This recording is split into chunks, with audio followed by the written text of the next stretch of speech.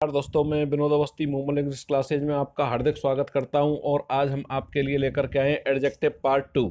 Adjective की पहली video में हमने आपको adjective of quality, adjective of quantity और डेमोन्स्ट्रेटिव एडजेक्टिव के बारे में बताया था।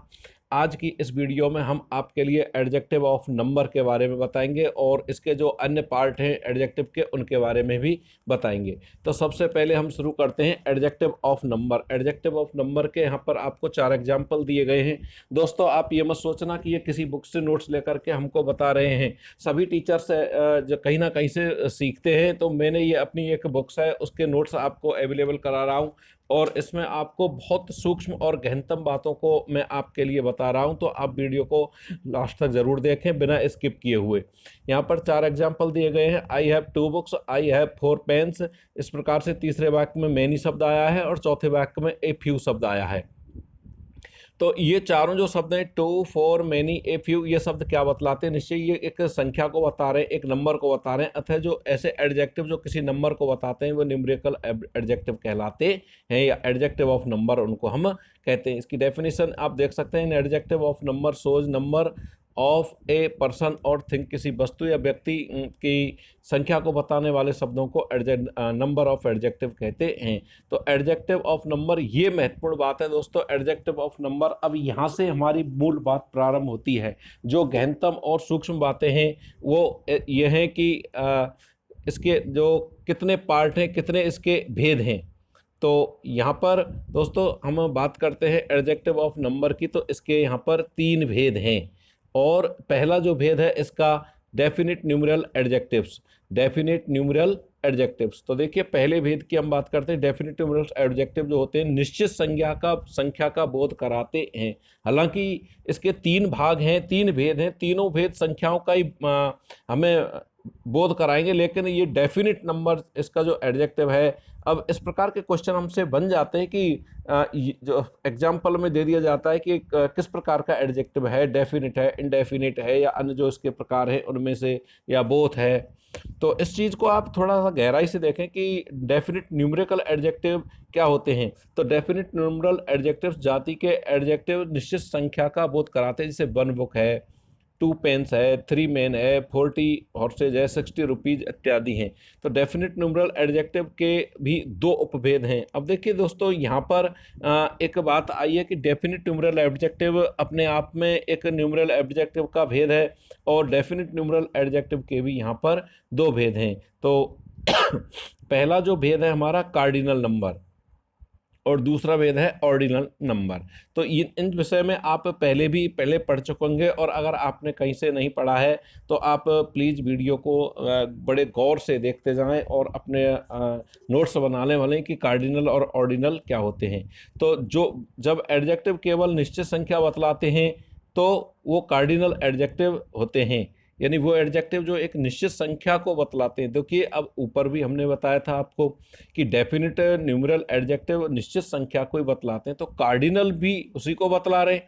तो देखिए इसमें अंतर देखना आप कि कार्डिनल और ऑर्डिनल में क्या अंतर होता है। कार्डिनल जो होते हैं वो एक निश्चित केवल ओनली निश्चित संख्या को बतलाते हैं, जैसे कि 1 लाख, 2 पेन्स, 3 बेड्स इत्यादि। जब एडजेक्टिव क्रम यानी ऑर्डर इन सीरीज बतलावे तो ऑर्डिनल कहलाते हैं। जैसे कि द फर्स्ट बॉय, 1 बॉय, तो हो जाता है हमारा कौन सा, कार्डिनल। लेकिन अगर हम बात करें द फर्स्ट बॉय तो वो हो जाएगा हमारा ऑर्डिनल। द सेकंड रूम, दूसरा कमरा, द थर्ड बेंच, तीसरी बेंच।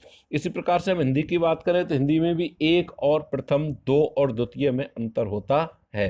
तो ऊपर के उदाहरण से स्पष्ट है कि वंश के अतिरिक्त अन्य जितने कार्डिनल एडजेक्टिव हैं उनके बाद प्लूरल नाउन आता है। दोस्तों, इस बात को आप नोट कर लें कि वन के अलावा जितने भी कार्डिनल ऑब्जेक्टिव्स हैं, एडजेक्टिव हैं, उनके बाद में हमेशा प्लूरल नाउन आता है। परंतु ऑर्डिनल एडजेक्टिव के बाद सदा सिंगुलर नाउन आता है। ऐसी बातें होती हैं, यही बातें परीक्षा में पूछी जाती हैं। इस प्रकार के प्रश्न आ जाते हैं कि कार्डिनल एडजेक्टिव के बाद में प्लूरल नाउन आता है, लेकिन एग्जाम में वो दे देता है आपके लिए सिंगुलर नाउन, और ऑर्डिनल के बाद में हमेशा सिंगुलर आता है तो एग्जाम में आपके लिए दे देगा प्लूरल नंबर, तो इसमें हमें फाइंड आउट करना होगा कि कहाँ एरर है सेंटेंस में, या फिर ब्लैंक छोड़ करके उसमें सिंगुलर प्लूरल इस प्रकार के दे दिए जाएंगे। तो इन चीज़ों को हम यहाँ से सीख लें कि कार्डिनल एडजेक्टिव्स जो होते हैं उनके बाद हमेशा प्लूरल आता है, ऑर्डिनल ऑब्जेक्ट के बाद हमेशा सिंगुलर आता है। अब बात करते हैं, लेकिन एडजेक्टिव, ऑर्डिनल एडजेक्टिव तो किसी एक नाउन की ओर संकेत करता है और यह बतलाता है कि अमुक नाउन की पूरी श्रृंखला सीरीज में कौन सा स्थान आता है। तो एक अंतर आपको यह भी यहाँ पर है कि ऑर्डिनल एडजेक्टिव तो किसी एक ही नाउन की ओर संकेत करता है और यह बतलाता है कि अमुक नाउन की पूरी श्रृंखला में उसका कौन सा स्थान है। तो दोस्तों देखिए, यहाँ पर कुछ शब्द बताए गए हैं आपको ऑर्डिनल एडजेक्टिव बनाने की विधि, यानी कार्डिनल से ऑर्डिनल ऑब्जेक्टिव बनाने की विधि। तो कार्डिनल से ऑर्डिनल ऑब्जेक्टिव जो बनाने की विधि है, यहाँ पर हमने 2 कॉलम में एक सीरीज बनाई है और इस प्रकार से आपको बताया है कि कार्डिनल एक तरफ है, ऑर्डिनल एक तरफ है। तो देखिए 1 कार्डिनल होगा लेकिन फर्स्ट इसका ऑर्डिनल होगा। अब आप इसमें माइनर सा अंतर देखते जाएंगे कि किस प्रकार से कार्डिनल से ऑर्डिनल बनाया है। आप ये ना सोचें कि इनको तो हम जानते, देखिए किस प्रकार से बनाए, इनके कुछ नियम हैं, वो नियम भी हम आपको बताते चले जाएंगे। जैसे 1 का फर्स्ट, 2 का सेकंड, 3 का थर्ड, 4 का फोर्थ। देखिए 1 फर्स्ट सेकंड थर्ड तक तो कोई समस्या नहीं है। अब देखिए 4 का फोर्थ, 5 का फिफ्थ, 6 का सिक्स्थ। इनकी स्पेलिंग दोस्तों आप स्पेलिंग ज़रूर देखते जाएं, क्योंकि स्पेलिंग में ही मिस्टेक आ जाती है। कभी कभी हम थोड़ा सा ओवर कॉन्फिडेंट होकर के इनको ये सोचते हैं कि ये सामान्य चीज़ है, लेकिन यहाँ पर अगर हम स्पेलिंग देखें तो स्पेलिंग में देखिए आप 8th की, सबसे पहले तो 8th EIGHTH, इसके बाद में 9th की NINE तो होता है 9, लेकिन जब इसमें TH लगाएंगे हम, जब इसका ऑर्डिनल बनाएंगे तो इसमें अंतिम ई को हटाकर TH जोड़ देंगे। इसी प्रकार से हम 12 की बात करें दोस्तों, तो 12 में देखिए TWELVE 12 होता है, लेकिन जब इसका हम ऑर्डिनल नंबर बनाते हैं तो VE को हटाकर FTH लगा देते हैं। तो इन चीज़ों पर आप थोड़ा सा यहाँ पर गौर कर लें और इनको नोट करते जाएं और अब इनको अच्छे तरीके से देख लें। 20 का 20, तो इसी चीज़ को हमने यहाँ पर नीचे आपको बताया है इस नियम में, किस प्रकार संख्यावाचक एडजेक्टिव के आगे TH लगाकर हम ऑर्डिनल एडजेक्टिव बनाते हैं। लेकिन ध्यान रहे कि 1, 2 और 3 के ऑर्डिनल रूप सर्वथा भिन्न होते हैं, यानी उनमें कोई TH वगैरह नहीं लगता है, परंतु अन्य संख्यावाचक शब्दों के आगे TH जोड़कर ऑर्डिनल बनाते हैं। जिस संख्यावाचक शब्द के अंत में VE हो तो VE के आगे TH जुड़ने से पहले VE का F कर देते हैं, जैसा कि हमने आपको बताया था 5 से 5th, 12 से 12th। उसी प्रकार से कुछ संख्यावाचक शब्दों के अंत में बाई हो तो TH जुटने से पहले बाई के स्थान पर IE हो जाता है, जैसे कि हमने आपको बताया था 20 से 20th, 20वां 30 से 30th। तो इन चीज़ों को आप गौर से देख लें कि 20 का TWENTY का TIETH हो जाता है, 30 का बाई हट करके IETH हो जाता है। उसी प्रकार से 8 के विषय में हमने आपको बता दिया है कि TH जुड़ने से पहले T का लोप हो जाता है। अब आपके लिए देखिए सबसे जो महत्वपूर्ण बात है, इस प्रकार की बातों पर आप ज़रूर ध्यान दें। यहाँ पर हमने 2 नोट बताए गए आपको, 4 और 4th। देखिए इस चीज़ पर आप गौर करेंगे कि पहला जो हमारा नोट है कि 4th और 4th भिन्न भिन्न अर्थ होते हैं। इस प्रकार के एग्जाम्पल्स पूछ लिए जाते हैं कि कहाँ हम 4 का प्रयोग करें और कहाँ हम 4th का प्रयोग। 4th यानी FOURTH और FORTH। देखिए FOURTH जो है इसका तो अर्थ होता है चौथा, और दूसरा जो होता है हमारा FORTH जो होगा उसका अर्थ होगा आगे। तो इन दोनों में अंतर आप एग्जाम्पल से देख सकते हैं कि he read in class 4th class, तो वह 4th कक्षा में पढ़ता है, और ही वेंट 4th। कई बार इस प्रकार की स्पेलिंग में हम थोड़ा सा चकमा खा जाते हैं और गलत उसको भर जाते हैं, तो इस चीज़ को आप नोट कर लें कि 4 और 4th में इस प्रकार से अंतर होता है। अब हम बात करते हैं दूसरी के फर्स्ट का अंतिम रूप ST, सेकंड का ND और थर्ड का RD है। तो ये चीज़ भी बहुत ही महत्वपूर्ण है हमारे लिए दोस्तों कि इसका प्रयोग संख्या यानी फिगर रहने पर होता है, यानी फर्स्ट सेकंड थर्ड अगर संख्यावाची शब्द है तो ही हम ST ND या RD लगा सकते हैं। और संख्या फिगर अंक ना हो बल्कि अक्षरों में हो तो संक्षिप्त रूपों का प्रयोग नहीं होता है, जैसे कि उनके आगे TH जोड़ा जाता है, जैसे कि 1 अप्रैल। तो यहाँ पर 1 अप्रैल क्या है, देखिए इन सभी शब्दों को आप देखेंगे तो यहाँ तक तो इन सब में हमने ST या ND या RD जोड़ा है, जैसे 1 अप्रैल है, 2 जून है, 3 मई है, 20 जुलाई है, 21 सितंबर है। तो फर्स्ट सेकंड थर्ड का इस प्रकार से होता है। लेकिन यदि यही शब्द अगर अक्षरों में हो, द 3 मई, तो देखिए इसमें आपको बताया गया था संक्षिप्त रूपों का प्रयोग नहीं होता है, इसमें ND RD या ST नहीं जोड़ा जाता है। तो इस चीज़ को भी आप नोट कर लें कि ये संख्यावाची शब्द होते हैं तभी संक्षिप्त रूप ND SD और RD जोड़े जाते हैं। तो इस चीज़ को आप नोट कर लें। आगे हम बात करते हैं न्यूमरल एडजेक्टिव के अंतर्गत इसका जो बी पार्ट है, और बी पार्ट की हम बात करते हैं। और बी पार्ट में अब दूसरा आ जाता है इंडेफिनिट न्यूमरल एडजेक्टिव। पहला हमने आपको डेफिनिट बताया था, दूसरा इंडेफिनिट बताया था। तो यहाँ पर देखिए कुछ एडजेक्टिव्स दिए गए हैं जो अनिश्चित संख्या को बताते तो संख्या को हैं, लेकिन ये अनिश्चित संख्या को बता रहे हैं। और यहाँ पर देखिए ये शब्द दिए गए, some, any, certain, several, few, many, no, all, ETC। इसके कुछ एग्जाम्पल्स दिए गए हैं यहाँ पर। तो इन एग्जाम्पल्स को देखेंगे, I have some books, he hasn't any servant, he called me. तो इन शब्दों में ये शब्द दिए गए हैं जो ऊपर बताए गए हैं। जैसे कि हम एग्जाम्पल बात करें, many people have no sense of shame, यानी बहुत लोगों में लज्जा का भाव नहीं रहता है।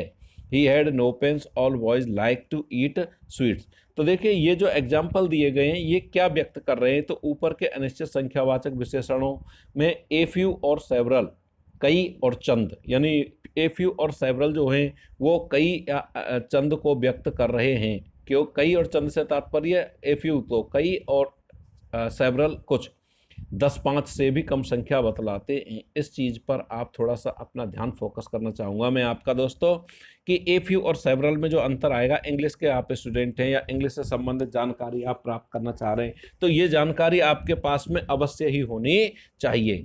ऐसे सम और एनी जो होते हैं वो कई या कितने के लिए प्रयोग किए जाते हैं। ए फ्यू और सेवरल की अपेक्षा अधिक संख्या बतलाते हैं, यही अंतर है ए फ्यू और सेवरल में। ए फ्यू और जो सम है इसमें अंतर है कि ए फ्यू थोड़ा 10-5 से कम की संख्या को बताता है और सम उससे थोड़ा सा अधिक संख्या को बतलाता है, यानी अपेक्षाकृत ए फ्यू से सम ज़्यादा संख्या की ओर इंगित करता है। हालांकि दोनों का अर्थ कुछ ही होता है। इसी प्रकार से सेवरल भी कम संख्या को बतलाता है, लेकिन एनी जो होता है वो थोड़ा अधिक संख्या को बतलाता है। तो इस चीज़ पर आप थोड़ा सा अपना ध्यान फोकस करें कि ये इनमें क्या अंतर होता है। सर्टेन कोई या किसी संख्या के अनिश्चित होने का भाव सूचित करता है। देखिए सर्टेन जो होता है वह किसी अनिश्चित होने का भाव व्यक्त करता है। जैसे कि मैं एग्जाम्पल दूं आपके लिए, तो he met me on a certain day, he met me on a certain day.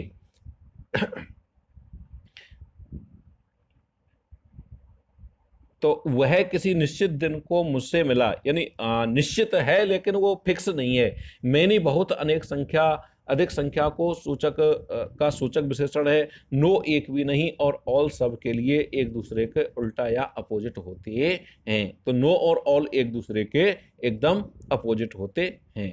इसी प्रकार से मल्टीपल एडजेक्टिव की बात करें तो देखिए इसके अंतर्गत ही जो हमारे इंडेफिनिट न्यूमरल एडजेक्टिव है इसके अंतर्गत कुछ मल्टीपल एडजेक्टिव भी आते हैं। संख्यावाचक शब्दों से मल्टीपल एडजेक्टिव यानी गुणा करने वाले एडजेक्टिव भी बनता है। जैसे 2 का डबल, 2 फोल्ड, 3 का ट्रिपल, ट्रिपल, 3 फोल्ड, 4 का क्वाड्रुपल, 4 फोल्ड, 4 टाइम्स, और 5 से 5 टाइम्स। तो देखिए इनके भी कुछ यहाँ पर नियम हैं, आप इन चीज़ों को रट लें और हो सकता है आपके लिए इनमें कुछ नई चीज़ें आई हों। जैसे कि 3 के लिए ट्रबल है या ट्रिपल, और 4 के लिए क्वाड्रुपल है।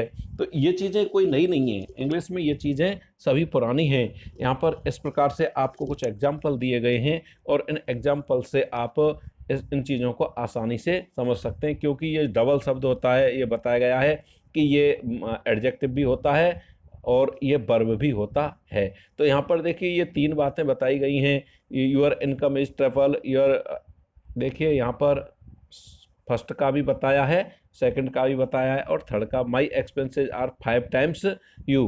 तो देखिए कहाँ पर क्या लगता है, ये सारी चीज़ें यहाँ पर बताई गई हैं। अब हम बात करते हैं दोस्तों इसके न्यूमरल एडजेक्टिव के तीसरे पार्ट की, और तीसरा पार्ट है डिस्ट्रीब्यूटिव न्यूमरल एडजेक्टिव्स। जी हाँ दोस्तों, डिस्ट्रीब्यूटिव न्यूमरल एडजेक्टिव्स। तो अंग्रेजी में 4 एडजेक्टिव हैं जो दी हुई निश्चित या अनिश्चित संख्या के नाउन में से प्रत्येक की ओर संकेत करते हैं। ऐसी बात नहीं है, अंग्रेजी में 4 ही एडजेक्टिव हैं। वे 4 एडजेक्टिव हैं जो दी हुई निश्चित या अनिश्चित संख्या के नाउन में से प्रत्येक की ओर संकेत करते हैं, और वही डिस्ट्रीब्यूटिव एडजेक्टिव न्यूमरल एडजेक्टिव्स हैं, और वो हैं दोस्तों ईच, एवरी, आइदर और नाइदर। तो देखिए यहाँ पर कुछ एग्जाम्पल दिए गए। Each boy of class has a book, every boy of the class has pens. देखिए ईच और एवरी में कोई ज़्यादा अंतर नहीं है, हिंदी के रूप में तो ये दोनों प्रत्येक के अर्थ में आते हैं, लेकिन इनमें जो मूल अंतर है वो यहाँ पर हम आपको बताएंगे कि दोनों हिंदी में तो सेम है। There are trees on either sides. देखिए यहाँ पर इसमें ईच का प्रयोग किया है, यहाँ एवरी का प्रयोग किया है, यहाँ आइदर का प्रयोग किया है, यहाँ नाइदर का प्रयोग किया है। हाँ, आइदर और नाइदर में तो विशेष अंतर है, लेकिन ईच और एवरी के अर्थ में कोई विशेष अंतर नहीं है। तो देखिए दोस्तों यहाँ से आप थोड़ा क्लियर कर लें। ईच और एवरी का अर्थ प्रत्येक होता है, आइदर का अर्थ दो में से एक अथवा दोनों, और नाइदर का अर्थ दो में से कोई भी नहीं। आइदर और नाइदर तो स्पष्ट दे रहा है अर्थ, या तो दोनों के लिए, एक तो बता रहा है आइदर तो बता रहा है कि दो में से एक, अथवा और नाइदर बता रहा है दोनों, या और नाइदर बता रहा है कि दो में से कोई भी नहीं। तो ऊपर के वाक्यों को देखने से स्पष्ट होता है कि डिस्ट्रीब्यूटिव एडजेक्टिव के बाद सदा सिंगुलर नाउन आता है। ये बात भी आप नोट कर लें दोस्तों, ये बहुत महत्वपूर्ण बात है कि डिस्ट्रीब्यूटिव एडजेक्टिव के बाद सदा सिंगुलर नाउन आता है, उसके बाद प्लूरल नाउन का प्रयोग करना अशुद्ध है। यही बातें परीक्षा में पूछी जाती हैं और यही चीज़ें इम्पोर्टेंट होती हैं, इनमें से ही परीक्षा में पूछा जाता है। तो इन चीज़ों को आप नोट कर लें। डिस्ट्रीब्यूटिव एडजेक्टिव के बाद सदा सिंगुलर एडजेक्टिव का प्रयोग किया, सिंगुलर नाउन आता है, प्लूरल नाउन का प्रयोग करना अशुद्ध है। इस प्रकार के यानी फाइंड एरर्स, इस प्रकार के क्वेश्चन एग्जाम में आप पूछ लिए जाते हैं, और डिस्ट्रीब्यूटिव एडजेक्टिव के बाद आपको प्लूरल नाउन दे दिया जाएगा। यदि आपको इस नियम की जानकारी है तो ये नियम अगर आपको आता है तो इस प्रश्न को आप बिल्कुल भी गलत करके नहीं आएंगे। तो इस चीज को आप नोट कर लें, ये जो नियम है ये बहुत ही महत्वपूर्ण नियम है। इसके बाद में हम बात करते हैं जैसे कि I have read every book of the library. देखिए यहाँ पर ये सेंटेंस दिया गया है, he come to school each day with a new dress of Ram and Shyam. इस प्रकार के कुछ दिए गए। तो ऊपर के सभी वाक्यों में यहाँ पर देखिए कुछ सेंटेंस दिए गए हैं, और इन सेंटेंसेज में एवरी, ईच, आइदर, नाइदर के बाद आए हुए सभी नाउन्स यानी बुक और डे, बॉय एक वचन है। एवरी बुक्स, एवरी कंट्री लिखना एकदम गलत है।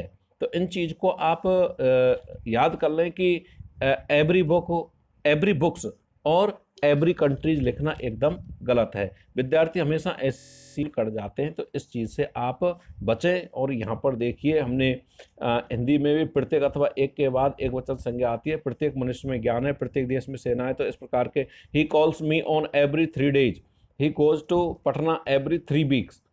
तो यहाँ पर देखिए ये चीज़ यहाँ पर आप देख रहे होंगे कि यहाँ पर हम इसका प्लूरल का प्रयोग क्यों कर रहे हैं। हाँ, कभी कभी संख्यावाचक एडजेक्टिव से युक्त समय सूचक कुछ बहुवचन वाक्यांश हैं जिनके साथ एवरी का प्रयोग किया जाता है। तो यहाँ पर इस चीज को देख लें आप, संख्यावाचक एडजेक्टिव से युक्त यानी संख्यावाचक एडजेक्टिव से जुड़े हुए कुछ समय सूचक कुछ बहुवचन वाक्यांश हैं जिनके साथ हम एवरी का प्रयोग करते हैं। जैसे ही कॉल्स मी एवरी 3 days, देखिए 3 सिंगुलर है लेकिन डेज उसमें प्लूरल कर दिया गया है। इसी प्रकार से एवरी 3 weeks, तो एवरी यहाँ सिंगुलर, 3 सिंगुलर है, वीक्स यहाँ पर प्लूरल कर दिया गया है। फेमैन विजिट्स इंडिया एवरी 2 ईयर्स, यहाँ पर देखिए एवरी 2 ईयर्स किया गया है। तो देखिए इसमें क्या है, ऊपर के वाक्यों में एवरी 3 डेज हर तीसरा दिन, एवरी 3 वीक्स, तो देखिए यहाँ पर हर तीसरा दिन, हर तीसरे हफ्ते और हर दूसरे वर्ष में 3 डेज, 3 वीक्स, 2 डेज समय बोधक एक वचन नाउन हैं। इस अंतर को आप स्पष्ट कर लें, आप इसको प्लूरल ना माने, क्योंकि ये जो हैं ये एक वचन को ही व्यक्त कर, समय सूचक एक वचन को ही व्यक्त कर रहे। 3 डेज, 3 वीक्स, 2 ईयर्स समय बोधक एक वचन नाउन है। 3 डेज मिलकर समय को की एक इकाई को इंगित कर रहा है। देखने में ये प्लूरल लगता है, लेकिन ऐसा नहीं कि ये प्लूरल है, ये समय की एक इकाई को व्यक्त कर रहा है। उसी तरह 3 वीक्स की बात हम करें और 2 ईयर्स की हुई समझ लें तो ये भी समय की एक इकाई का बोध कराते हैं। तो देखिए ये अंतर आप स्पष्ट आप समझ गए होंगे।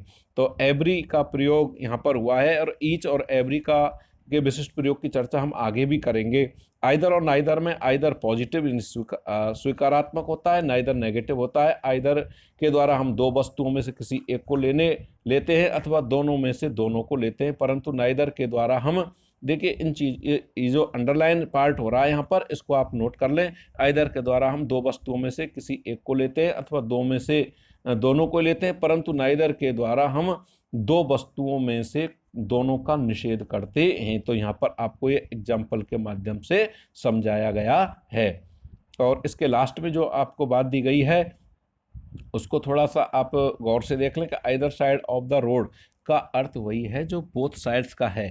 अर्थ एक है पर प्रयोग में भिन्नता है। आइदर के बाद साइड एक वचन संज्ञा और बोथ के बाद साइड्स बहुवचन संज्ञा आई है। तो देखिए अब यहाँ पर इस प्रकार से हमारा ये पूरा डिटेल पढ़ने के बाद में हम एक निष्कर्ष पर पहुँचते हैं, और वो निष्कर्ष हमारा ये है। इस प्रकार से ये निष्कर्ष हमारा निकला है। A distributive adjective each every either neither. एक तो इस चीज को ध्यान रख लें आप, डिस्ट्रीब्यूटिव एडजेक्टिव के अंतर्गत केवल और केवल इन 4 शब्दों की चर्चा की गई है। Each every either neither takes a singular noun after it. ये चीज ध्यान रख लें आप कि हमेशा सिंगुलर नाउन अपने साथ में लेते हैं। और आइदर और नाइदर शब्द कहीं प्रोनाउन नहीं, प्रोनाउन कहीं एडजेक्टिव और कहीं एडवर्ब और कहीं कंजक्शन होते हैं। इस चीज को भी आप नोट कर लें कि ये अलग अलग जगह पर अलग अलग अर्थ देते हैं। इनको हम आगे आपको बताते चले जाएंगे। आप हमसे लगातार जुड़े रहिए, हमारे चैनल को सब्सक्राइब कीजिए। ऑल नोटिफिकेशन पर आपको जैसे ही हमारी कोई नई वीडियो आएगी तो आपको तुरंत ही उसके बारे में सूचना मिल जाएगी। तो आप हमारी वीडियोज को लगातार देखते रहिए। The same adjective use to show quantity and number. देखिए कुछ एडजेक्टिव ऐसे होते हैं जो वही एडजेक्टिव नंबर को और वही एडजेक्टिव क्वांटिटी को भी व्यक्त करते हैं। तो देखिए यहाँ पर आपके लिए कुछ एग्जाम्पल दिए गए हैं, जैसे कि देयर आर, जैसे एनफ है, इसमें सम है, तो ये कहीं एडजेक्टिव ऑफ नंबर को बता रहा है, कहीं एडजेक्टिव ऑफ क्वांटिटी को व्यक्त कर रहे हैं। तो इनको आप पढ़ लें। इसके बाद में हम इंटेरोगेटिव एडजेक्टिव की बात करते हैं। तो देखिए अंग्रेजी में व्हाट, विच और हुज ऐसे एडजेक्टिव हैं जो किसी संज्ञा के पहले रहकर प्रश्न पूछने के काम में आते हैं, इन्हें इंटेरोगेटिव एडजेक्टिव कहते हैं। तो देखिए दोस्तों, इंटेरोगेटिव जो एडजेक्टिव होते हैं वो ये होते हैं जो प्रश्न पूछने के काम आते हैं। यहाँ पर आपके लिए देखिए कुछ प्रश्न दिए गए हैं और उनको हमने आपको हिंदी में ट्रांसलेट करके बताया है, और इससे आप बड़ी डिटेल से समझ सकते हैं कि इंटेरोगेटिव एडजेक्टिव क्या होते हैं। जैसे कि what train do you go by, यानी किस ट्रेन से तुम जाओगे। तो यहाँ पर देखिए जो ये शब्द आया है ऊपर के वाक्य में, बाट के द्वारा हम देश गाड़ी के संबंध में प्रश्न करने की जानकारी हासिल करते हैं। तो इस प्रकार से जो इंटरोगेटिव एडजेक्टिव होते हैं वो इस चीज़ को व्यक्त करते हैं। अब बात करते हैं हम एम्फेसाइजिंग एडजेक्टिव की। एम्फेसाइजिंग जो एडजेक्टिव होता है, on, very, self, same, the very same, ऐसे एडजेक्टिव हैं जो किसी नाउन के पहले रहकर उस नाउन पर बल देते हैं। बस ये चीज़ इसमें महत्वपूर्ण होती है कि ये जो शब्द हैं आप ऐसे शब्दों को यानी पहले रहकर उस नाउन पर बल देते हैं, ऐसे एडजेक्टिव को हम एम्फेसाइजिंग एडजेक्टिव कहते हैं। तो यहाँ पर देखिए इस पूरी डिटेल को हमने आपके लिए जो एग्जाम्पल्स दिए गए हैं, इन एग्जाम्पल्स को आप पढ़ करके बड़ी आसानी से समझ सकते हैं। और देखिए जो नोट दिया गया है उस नोट को आप गौर कर लें कि देखिए ये जो नोट है ये क्या है कि ओन के साथ पजेसिव अवश्य रहेगा। ये चीज़ हमारे लिए इम्पोर्टेंट है। इस चीज़ को आप नोट कर लें कि ओन के साथ हमेशा पजेसिव रहेगा। जैसे this is my own book, this is own book लिखना गलत है। इस चीज़ को नोट कर लें आप। आगे हम बात करते हैं एक्सक्लेमेटरी एडजेक्टिव की। तो एक्सक्लेमेटरी एडजेक्टिव की सीधी बात है कि इनमें एक्सक्लेमेटरी मार्क अवश्य होता है। नाउन के पहले लेकर हृदय के किसी प्रबल मनोवेग या फीलिंग को व्यक्त करते हैं। इस अवस्था में वाट का अर्थ ग्रेट। हाँ, इनमें ये जरूर ध्यान रखने वाली है कि जो ये मूल अर्थ हैं वो थोड़ा सा परिवर्तित हो जाते हैं। तो ये इन चीज़ों पर आप ध्यान रखते चले जाएं और हमारी वीडियो को लगातार देखते चले जाएं। अब यहाँ पर देखिए इसके विषय में हमने थोड़ा क्विज़ में दिया गया है कि इसमें क्या अंतर है कि नेस्फील्ड ने भूल से एक्सक्लेमेटरी प्रोनाउन मान लिया है। वाट अ फॉली। तो देखिए इस चीज़ को आप पढ़ लें और इससे आपको एक नई जानकारी अवश्य प्राप्त होगी। इसके बाद में हम बात करते हैं प्रॉपर एडजेक्टिव की। तो ये थोड़ा सा आपके लिए इंपॉर्टेंट है। प्रॉपर एडजेक्टिव, बहुत से प्रॉपर नाउन्स हैं जिनके अंत में एन, देखिए इस चीज़ को आप ध्यान रख लें कि प्रॉपर एडजेक्टिव बनता कैसे है। इनको एन या एस एच जोड़कर, यानी प्रॉपर नाउन में एन या एस एच जोड़ करके उनका प्रॉपर एडजेक्टिव बना देते हैं। यही अंतर आ जाता है। और इसमें देखिए आगे हम आपको बताएंगे देश के नाम वाले प्रॉपर नाउन से प्रॉपर एडजेक्टिव तो बनता ही है, यानी देश के नाम वाले प्रॉपर नाउन से। जैसे कि इंडिया की बात करें हम, तो इंडिया के इंडिया तो अपने आप में एक प्रॉपर नाउन है और इससे प्रॉपर एडजेक्टिव बनता है उसके। लेकिन देश का निवासी अर्थबोध कराने के लिए प्रॉपर नाउन से कॉमन नाउन भी बनता है। इस चीज़ को आप थोड़ा सा नोट कर लें दोस्तों। ये चीज़ बहुत ही महत्वपूर्ण चीज़ है, ये पार्ट बहुत महत्वपूर्ण चीज़ है।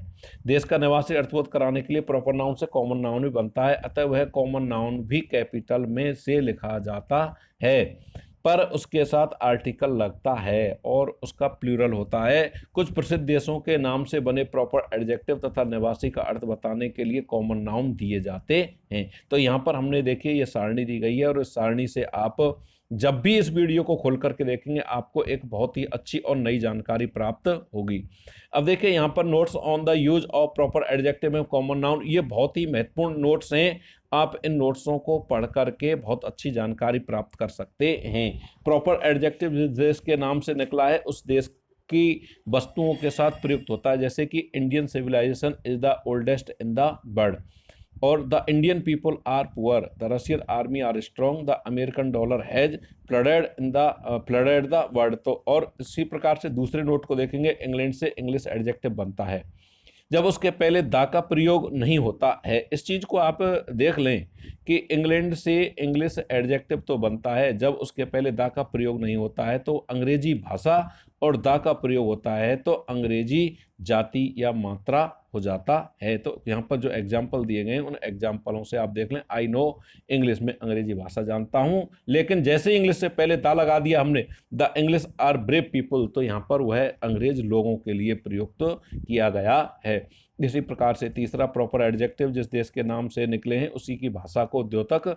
होते हैं। तो आप इसको डिटेल से पढ़ लें। इसी के बाद में इसके साथ में चौथा जो हमारा नियम है, जिस प्रॉपर एडजेक्टिव के अंत में एस है उसके साथ ए या दा का प्रयोग होता है।